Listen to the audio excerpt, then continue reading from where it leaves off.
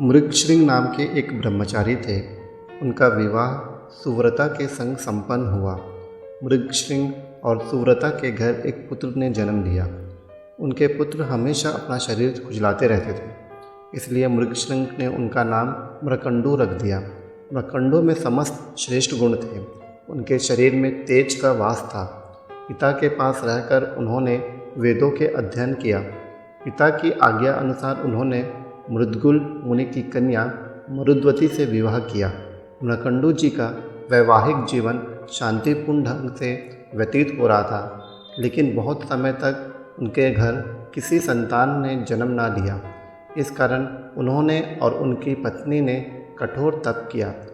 उन्होंने तप करके भगवान शिव को प्रसन्न कर लिया। भगवान शिव ने मुनि से कहा कि हे मुनि, हम तुम्हारी तपस्या से प्रसन्न हैं, मांगो, क्या वरदान मांगते हो। तब मुनि मृकंडू ने कहा, प्रभु, यदि आप सच में मेरी तपस्या से प्रसन्न हैं तो मुझे संतान के रूप में एक पुत्र प्रदान करें। भगवान शंकर ने तब मुनि मृकंडू से कहा कि हे मुनि, तुम्हें दीर्घ आयु वाला गुण रहित पुत्र चाहिए या 16 वर्ष की आयु वाला गुणवान पुत्र चाहते हो। इस पर मुनि बोले, भगवान, मुझे ऐसा पुत्र चाहिए जो गुणों की खान हो और हर प्रकार का ज्ञान रखता हो, फिर चाहे उसकी आयु कम ही क्यों ना हो।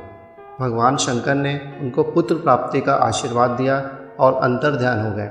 समय आने पर महामुनि मृकंडू और मरुद्वती के घर एक बालक ने जन्म लिया, जो आगे चलकर मार्कंडेय ऋषि के नाम से प्रसिद्ध हुआ। महामुनि मृकंडू ने मार्कंडेय को हर प्रकार की शिक्षा दी। महर्षि मार्कंडेय एक आज्ञाकारी पुत्र थे। माता पिता के साथ रहते हुए 15 साल बीत गए।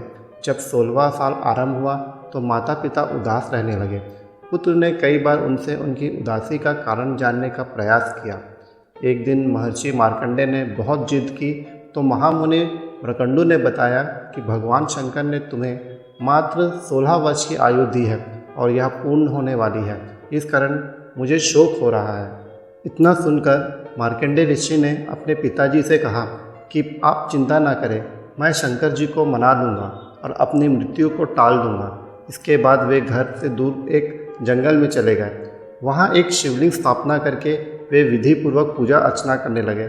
निश्चित समय आने पर काल के रूप में यमराज पहुँचे। महर्षि ने उनसे यह कहते हुए कुछ समय मांगा कि अभी वह शंकर जी की स्तुति कर रहे हैं, जब तक वह पूरी कर नहीं लेते तब तक प्रतीक्षा करें। काल ने ऐसा करने से मना कर दिया तो मार्कंडेय ऋषि जी ने विरोध किया। काल ने जब उन्हें ग्रसना चाहा तो वे शिवलिंग से लिपट गए। इस सब के बीच भगवान शिव वहां प्रकट हुए। उन्होंने काल की छाती में लात मारी।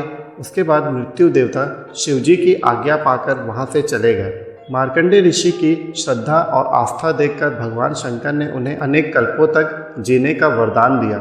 अमृत का वरदान पाकर महर्षि वापस अपने माता पिता के पास आश्रम आ गए और उनके साथ कुछ दिन रहने के बाद पृथ्वी पर विचरने लगे और प्रभु की महिमा लोगों तक पहुंचाते रहे। इस प्रकार भगवान पर विश्वास कायम रखकर मार्कंडेय ऋषि ने एक ऐसा उदाहरण दी जिसकी कोई कल्पना भी नहीं कर सकता।